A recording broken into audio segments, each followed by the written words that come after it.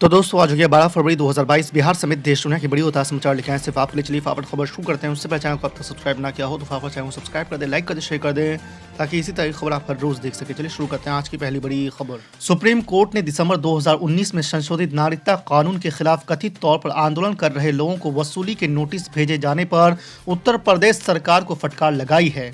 Court ने यह कार्रवाई वापस लेने के लिए उसे अंतिम मौका दिया और कहा है कि ऐसा नहीं होने पर न्यायालय कानून का उल्लंघन करने वाली इस कार्रवाई को निरस्त कर देगा। सुप्रीम कोर्ट ने कहा कि दिसंबर 2019 में शुरू की गई यह कार्रवाई कानून के खिलाफ है और इसकी अनुमति नहीं दी जा सकती है।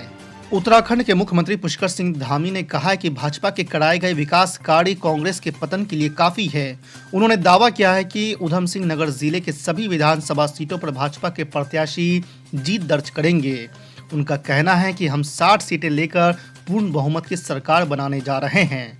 पुष्कर सिंह धामी ने कहा है कि वर्ष 2025 में जब हम प्रदेश का 25वां स्थापना दिवस मनाएंगे तब हम पूरे देश में सबसे अग्रणी राज्य की भूमिका में पहले स्थान पर होंगे। भाजपा के स्टार प्रचारक और मध्य प्रदेश के मुख्यमंत्री शिवराज सिंह चौहान की नजर में किसान आंदोलन अब मुद्दा नहीं रह गया है। उत्तर प्रदेश में चुनाव से ठीक पहले कई ओबीसी नेताओं के पार्टी छोड़ने को वे भाजपा के लिए नुकसानदेह नहीं मानते। उत्तराखंड में 4 दिन प्रचार कर चुके चौहान कहते हैं कि महंगाई मुद्दा नहीं है, जनता काम देखती है। उन्होंने उत्तराखंड में 2/3 बहुमत और यूपी में 300 से ज्यादा सीटें जीतने का दावा किया। शुक्रवार 11 फरवरी को क्रिप्टो करेंसी बाजार में काफी बड़ी गिरावट आई है। Global crypto currency market cap में 15.31% गिरावट के साथ $1.70 ट्रिलियन रह गया, जो कि कल गुरुवार को 11 बजे तक $2 ट्रिलियन था। बड़ी करेंसी बिटकॉइन और इथेरियम में हालांकि बड़ी गिरावट नहीं दिखी। मुख्तार अंसारी को टिकट देने के कारण बीजेपी के निशाने पर आए सुहेलदेव भारतीय समाज पार्टी के राष्ट्रीय अध्यक्ष ओम प्रकाश राजभर ने शुक्रवार को इस मामले पर पलटवार किया है। आपको बता दें कि एक दिन पहले ही वाराणसी में केंद्रीय मंत्री अनुराग ठाकुर ने मुख्तार अंसारी को टिकट देने पर सपा पर निशाना साधा था। ओम प्रकाश राजभर ने मुख्तार अंसारी को प्रत्याशी बनाए जाने पर उठते सवालों का जवाब देते हुए दो टूक कहा है कि बीजेपी के सहयोग से बाहुबली ब्रजेश सिंह एमएलसी बन सकते हैं, तो हम बाहुबली मुख्तार अंसारी को क्यों टिकट नहीं दे सकते। सुभाषपा मुख्तार अंसारी को टिकट देगी और जिताएगी भी। कर्नाटक सरकार ने शुक्रवार को डिग्री और डिप्लोमा कॉलेजों को 16 फरवरी तक के लिए बंद रखने का फैसला लिया है। माना जा रहा है कि राज्य में मुस्लिम लड़कियों के स्कूल में हिजाब पहनने के विवाद को खत्म करने से इनकार कर दिया गया है, जिसके बाद राज्य सरकार ने यह फैसला लिया गया है। आपको बता दें कि इससे इतर कर्नाटक हाई कोर्ट उडुपी के एक सरकारी प्री यूनिवर्सिटी कॉलेज की 5 छात्राओं द्वारा दायर याचिकाओं पर सुनवाई कर रहा है, जिसमें राज्य द्वारा लगाए गए हिजाब पर प्रतिबंध पर सवाल उठाया गया है।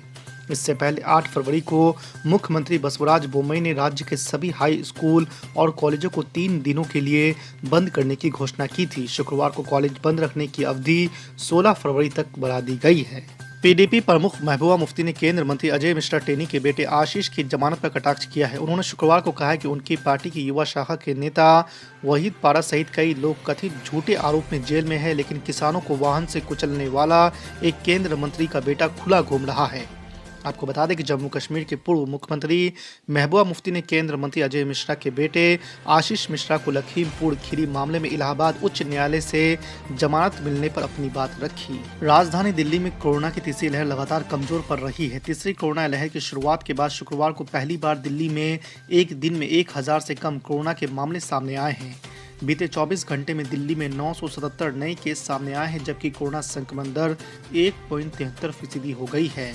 हालांकि अब भी सक्रिय कोरोना मरीजों की संख्या 4812 है। रामपुर और स्वार विधानसभा पर चुनाव लड़ रहे सपा प्रत्याशी के लिए प्रचार करने पहुंचे सपा अध्यक्ष अखिलेश यादव ने भाजपा पर जमकर प्रहार किया है।